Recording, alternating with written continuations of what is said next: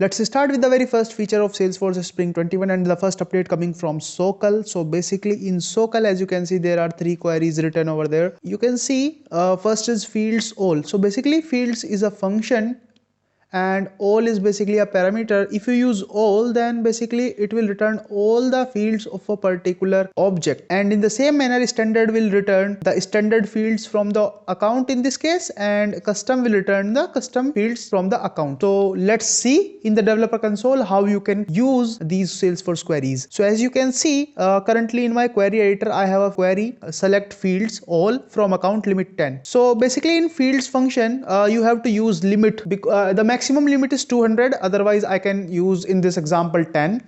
And if I click on execute, you can see I get all the field. Similarly, if I use standard over there instead of all and click on execute, it will return all the standard fields from the account object. And in the same manner, if I select custom instead of standard and execute, it will return all the custom field from the account object.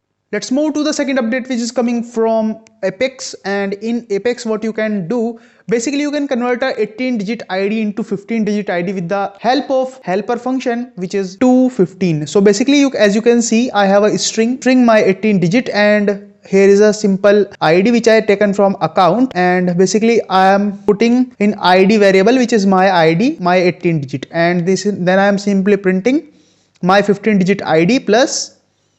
Basically it is concatenating and my id dot 215. So basically this will convert my 18-digit ID into 15-digit ID, and let's execute it. Click on debug. As you can see, the 18-digit ID is converted into 15-digit ID. So this is also a cool feature. The third update, which is coming from manual sharing in Lightning Experience. Yes, now you can share record manually in Lightning Experience too.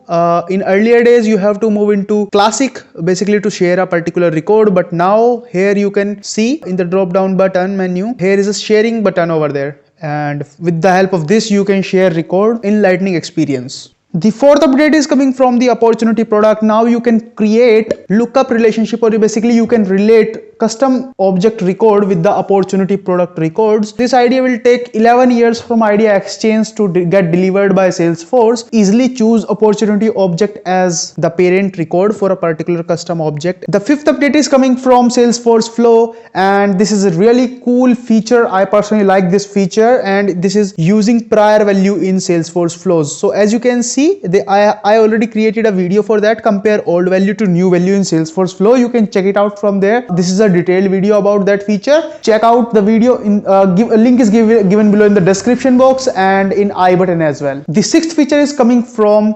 Salesforce Org, and this is in-app learning, and I personally love this feature because now you can access Trailhead within your Salesforce org. So as you can see, if I click on this Trailhead icon in my Salesforce org, you can simply explore modules of your Trailhead in your Salesforce org. So I really love this feature. As you can see, if I click on a particular module, here I am particular unit, and within the Salesforce org, I get the content.